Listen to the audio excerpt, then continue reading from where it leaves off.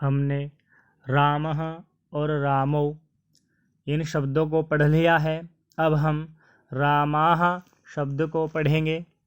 तो रामाः शब्द को बनाने के लिए रामः और रामौ शब्द की तरह ही सबसे पहले राम शब्द की प्रातिपदिक संज्ञा होगी, फिर ज्ञा प्रातिपदिकात् प्रत्ययपरश्च।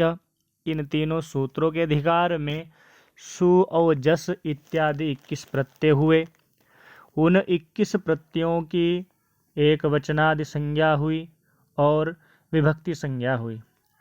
विभक्ति संज्ञा होने के बाद प्रथमा विभक्ति की विवक्षा में प्रातिपदिकार्थ लिंग परिमाण वचन मात्रे प्रथमा।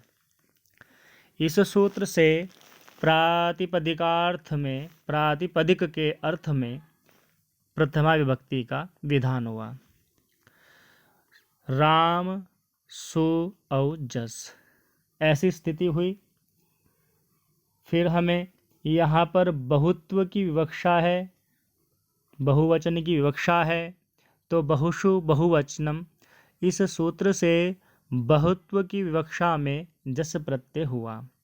तो राम, राम, राम, जस ऐसी स्थिति हुई।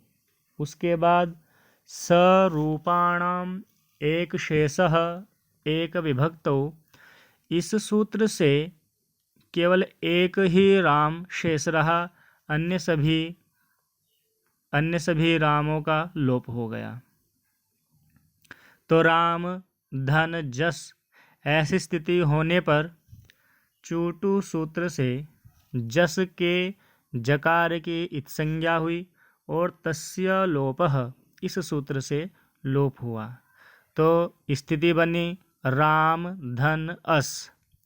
ऐसी स्थिति होने पर आद गुणः सूत्र से गुण प्राप्त रहा और अगः सवर्णे दीर्घ से दीर्घ प्राप्त रहा, किंतु इन्हें बाध कर प्रथमयोः पूर्व सवर्णः इस सूत्र से पूर्व सवर्ण दीर्घ हुआ। तो स्थिति बनी रामास। अब इस रामास शब्द समुदाय की सुप तिङन्तम पदम इस सूत्र से पद संज्ञा हुई और पद संज्ञा होने के बाद सस जुषोरुः इस सूत्र से सकार के स्थान पर रु आदेश हुआ। रु आदेश होने पर इस रु में जो उकार है उसकी उपदेशे अज अनुनासिक इत इस सूत्र से इत संज्ञा हुई और तस्य लोपः इस सूत्र से लोप हुआ। स्थिति बनी रामर। तो विरामो अवसानम इस सूत्र से जो रू का जो रकार बचा हुआ है उस र की विरामवसानम से अवसान संज्ञा हुई। फिर खर वसानयोर विसर्जनीयः इस सूत्र से उस रकार को विसर्ग हुआ तो रामाः यह रूप सिद्ध हुआ।